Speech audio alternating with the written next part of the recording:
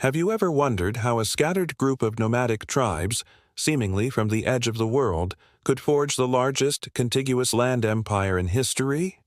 How one man's vision could reshape continents, connect civilizations, and leave a legacy that echoes even today?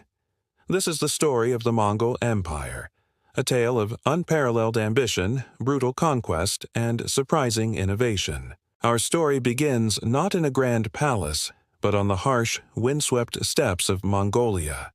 This was a land of extremes, where life was a constant struggle against the elements and rival tribes. It was into this unforgiving world that a boy named Temujin was born. His early life was marked by hardship and betrayal. His father was poisoned, his family was abandoned, and he was forced into a life of poverty and servitude. But within this young boy burned an unquenchable fire. He possessed a charisma that drew people to him and a strategic mind that could outthink any opponent. Through sheer will and tactical genius, Temujin began to unite the warring Mongol and Turkic tribes. He didn't just conquer them, he assimilated them, creating a new, unified identity. He broke down the old tribal aristocracies and created a meritocracy, where loyalty and ability were valued above all else. In 1206, at a great assembly known as a Kurultai, the tribal leaders declared him the supreme leader, the ruler of all the steppe peoples.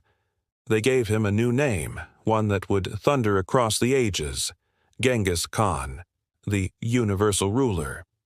With the tribes united, Genghis Khan unleashed a force the world had never seen. The Mongol army was a masterpiece of military organization. Every soldier was a master horseman and an expert archer, capable of firing arrows with deadly accuracy while riding at a full gallop. They were disciplined, mobile, and utterly ruthless. Their tactics were revolutionary. They used feigned retreats to lure enemies into traps, employed sophisticated siege warfare learned from conquered engineers, and utilized a vast network of spies and scouts to gather intelligence. Their psychological warfare was just as potent.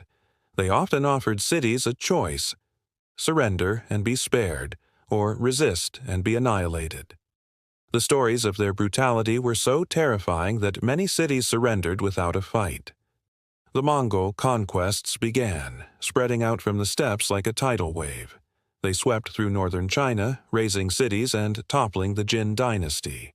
They turned west into Central Asia, bringing down the powerful Khwarezmian Empire in a campaign of swift and total destruction. The names of cities like Samarkand and Bukhara, once jewels of the Islamic world, became synonymous with Mongol devastation.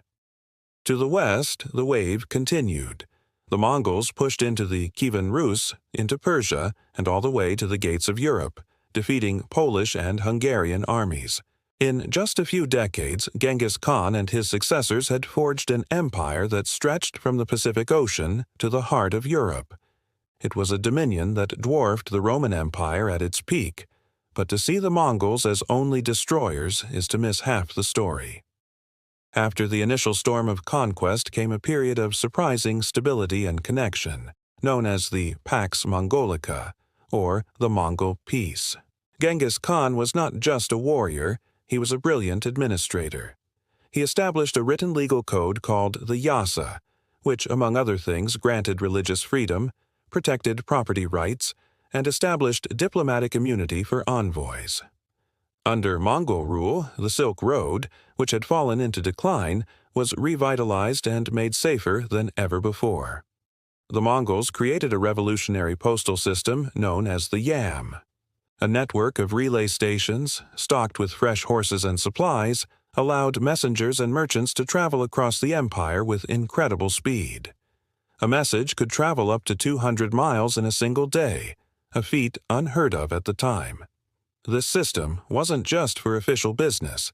It was the backbone of a newly connected world.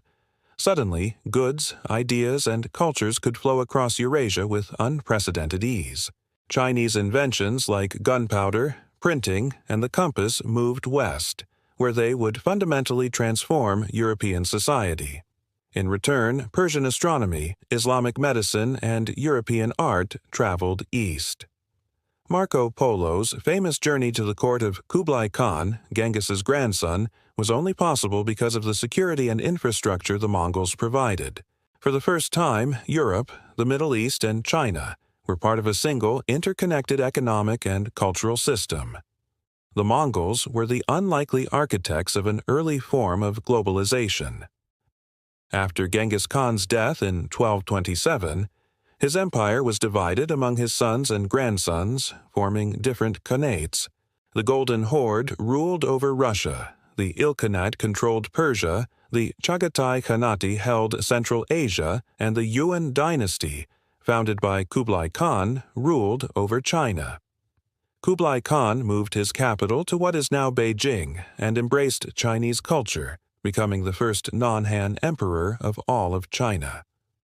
While he adopted many Chinese customs, he maintained the Mongol system of governance, creating a unique synthesis of nomadic and sedentary cultures. However, the very vastness of the empire became its weakness.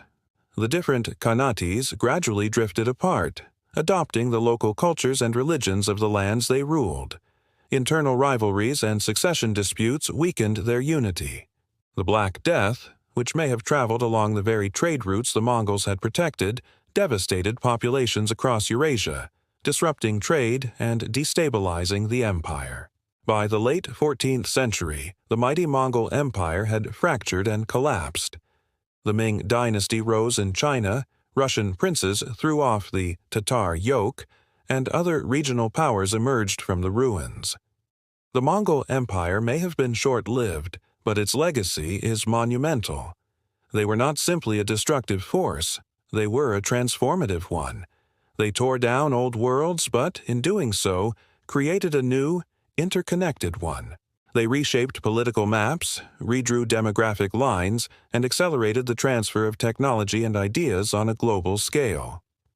The world we live in today, a world of interconnected economies and cultural exchange, owes an unexpected debt to those horsemen who thundered out of the Mongolian steppe. The story of the Mongol Empire is a powerful reminder that history is never simple.